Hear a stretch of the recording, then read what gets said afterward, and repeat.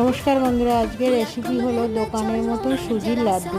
প্রথমে আমি 1.5 বাটি সুজি নিয়ে নেব, তারপরে আমি জাল দিয়ে 1 বাটি ঠান্ডা করা লিকুইড দুধ নিয়ে নেব, তারপরে আমি চিনি সিরা করে রেখেছিলাম সেটা আমি 1/2 বাটি দিয়ে দেবো, দিয়ে ভালো করে চামচে করে মেখে নেব।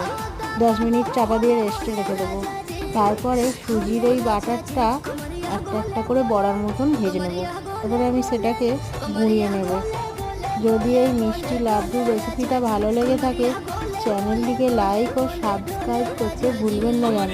তারপরে আমি এদিকে চিনি সিরাটা করে রেখেছিলাম অরেঞ্জ ফুড কালার দিয়ে, আপনারা অরেঞ্জ ফুড কালার নাও দিতে পারেন। সেই চিনি সিরার মধ্যে আমি সুজির মিশ্রণটা দিয়ে দেবো।